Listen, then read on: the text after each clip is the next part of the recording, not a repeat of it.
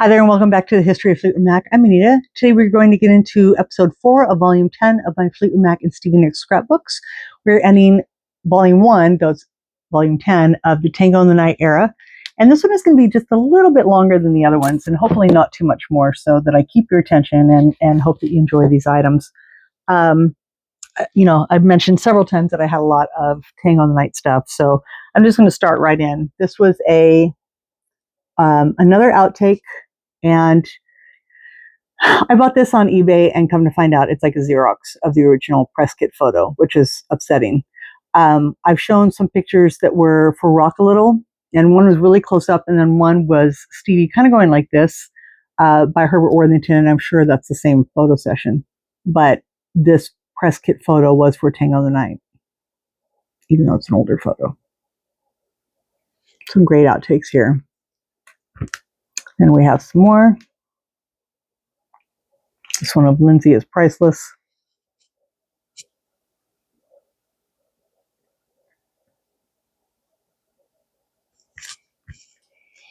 Next up, we have some really nice live shots of Stevie.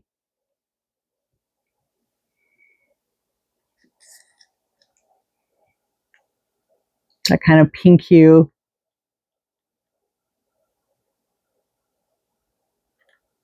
God kept it really nice.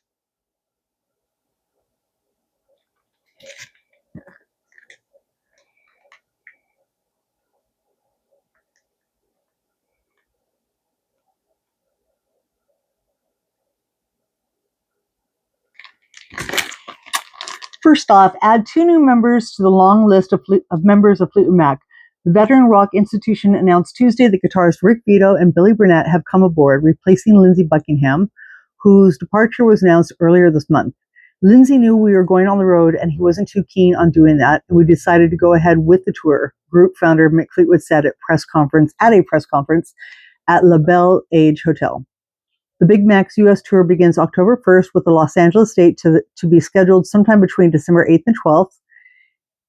In concert, Vito and Burnett, both longtime members of Fleetwood's on-the-side band The Zoo, will both do the vocals on Buckingham songs.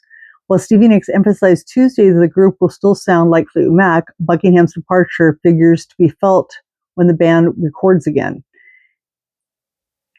He was the acknowledged architect of the Mac's lucrative 80s sound. I don't know about the 80s sound, but yeah, definitely Tusk onward. Close enough to 80s.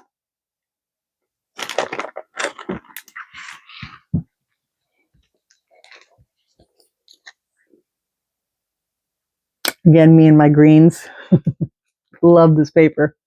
I've had this paper, I don't want to say since high school, but we used to have, when I grew up in Santa Cruz, we used to have like a couple of these like paper places. This was before scrapbooking stuff, but it was just stationery paper. I don't know who the hell was writing on this stuff because it's like glue and glitter on it, so it's real thick and kind of dense. Maybe on the backside, it was just really pretty paper, but I just loved it, and I always meant to do something with it. And then look, all those years later, it's in the scrapbook with Stevie Nicks photos. Sort of the same can be said for this page. This paper is a little bit more recent, but still. But I think it goes great with because it almost kind of brings out this beautiful outfit that Stevie wore. And I think she donated this outfit to like a Hard Rock Cafe, but it was totally greens and blues, just not her favorite colors, but it was a stunning outfit. Really, really pretty outfit. She looked great in it. And I think it's just the overtop, so the bustier is still separate. And then I think the skirt maybe, I think that's what it was. A little combo set like that.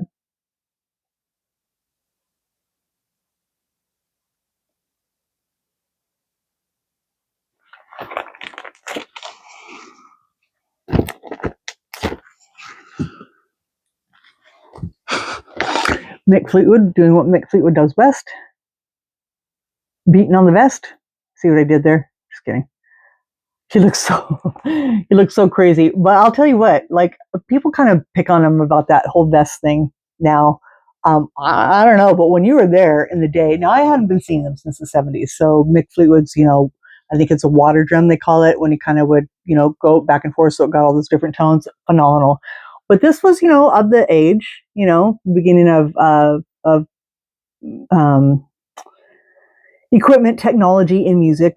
And I thought it was neat as hell. But, that was me. I was easily impressed in 87, but I still like it. When I watch that video, I'm stupid for that. I actually recorded it when I was young from the VHS. I had my stereo plugged in the VHS somehow and I was able to record it onto cassette. I just thought I was that crazy about it. I just really like that solo. It's a little dated now, but it was pretty cool.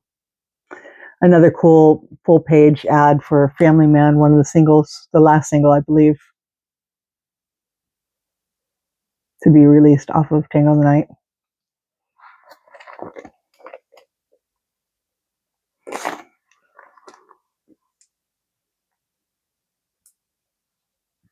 I'm getting some really bad glare today.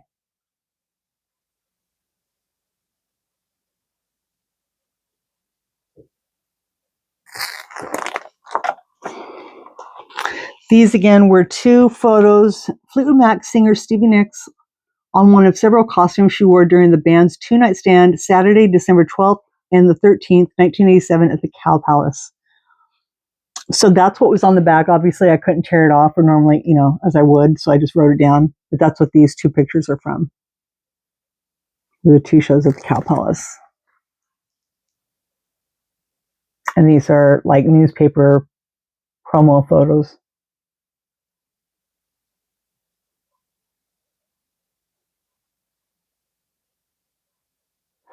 And this was just something that I've had. I think it's from the same night.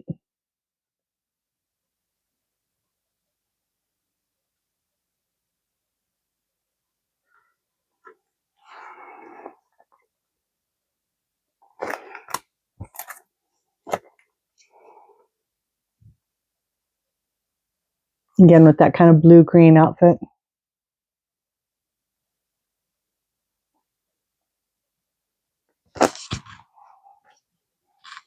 Couple more. But I think, again, all the same night. I think so, anyway. You know what? Actually, I'm second guessing myself. I can't remember that she wore that outfit that night, but she had to have. And I have written down photo by Larry Hulst, Hulst, 1987, for both of these.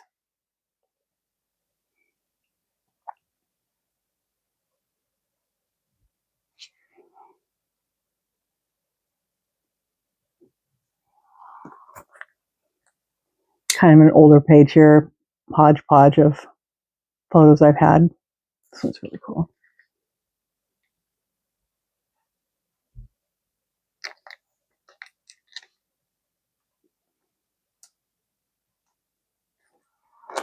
Then these were a really cool thing. Seller had these for some time, and they wanted a really large amount for them, and they weren't getting the money that they wanted.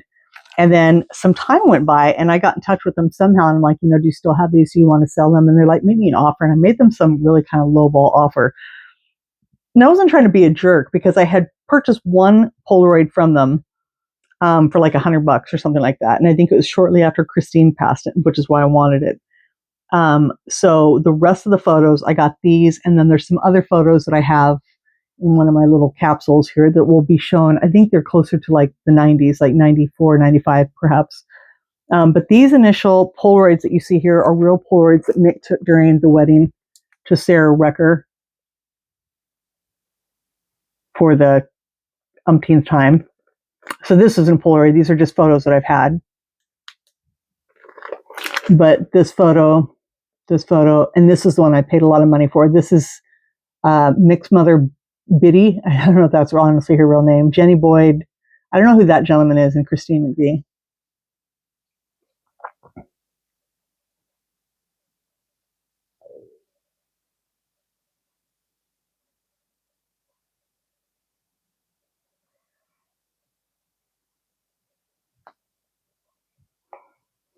Then he played on his own wedding night, which I think is funny. And then these are more of them from that night.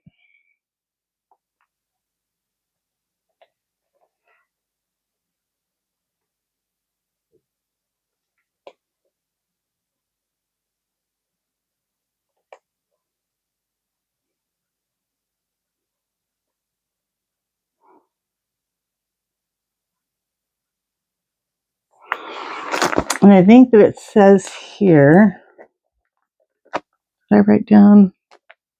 Because I want to say the date for this was 87 or so. Nope, don't have the date on those. But yeah, just kind of cool to have. I mean, for the price that I got them for, they're very cool to have. But like I said, they threw in some other pictures of me, Mick with, I think, Sarah as well, and a baby. I have no idea whose baby. I don't think it's theirs, to be honest. It could be. Or do they have a child together? I don't remember. Anyway, but those will, those timeline-wise will be closer to, I think they're between 92 and 95, somewhere in there. And I actually have not scrapbooked them yet. So if they're not scrapbooked, I'll just show them as they are. Otherwise, yeah. So, which is kind of a neat page, kind of some neat, I have some more pictures of these, which is a bummer that I didn't. There's just stuff I've had online, scanned in and stuff. I don't know where the originals are, so I just put what was original, what I had at the time. But eventually there'll probably be a good other page because I know I have quite a few. I actually have quite a few, not quite a few. I have about 3 negatives as well of Stevie with the band or by herself. I'm not really sure, that I just bought over a period of time that I've actually never had developed. So those need to be printed and put in and another page made with, continuation from Mick's wedding. And then the last page is an event that took place, Mick Fleetwood Zoo, Friday, June 12th, 1987 at the Palomino Club in Los Angeles, California. Photos by Sue. That's all it says. And these photos have been around a few times. Let's see here. What does this say? It says July 30th. So 2 different events here.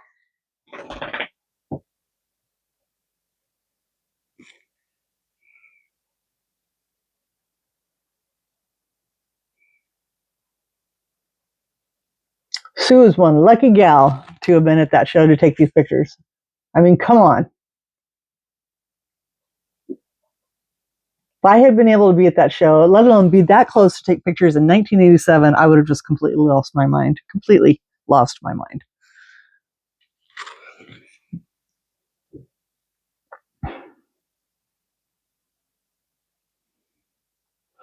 Then again, another one out of a fanzine that I think I had mentioned.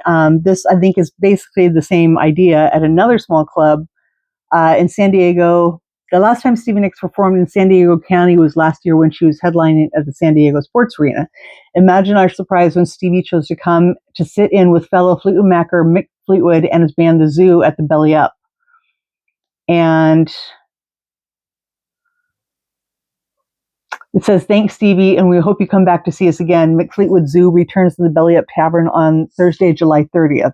So this is obviously sometime before then. So July 30th, and this is June 12th, but it's all 1987. So anyway, so you can imagine. But these pictures got taken for a magazine called Belly Up, which I'd love to find the original. Obviously, I'm very grateful to have the copies that I have. I think the copies got printed in a fanzine.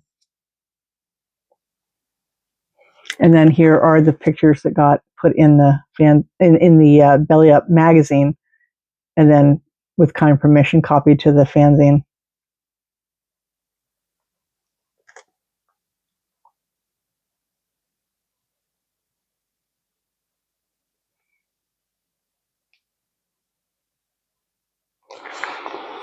What songs did they sing? I don't think there's anything special on this one, like a different song that Stevie Nicks sang. I was talking to somebody recently and talking about the VH1 Divas in 2002. And somebody was talking about Stevie Nicks having sung Wear Your Ring Around My Neck or something like that. It's an Elvis Presley song. And indeed, she sings on it, but so does everybody. It's kind of like the encore thing. And I just don't think of her singing that song like Stevie singing that song.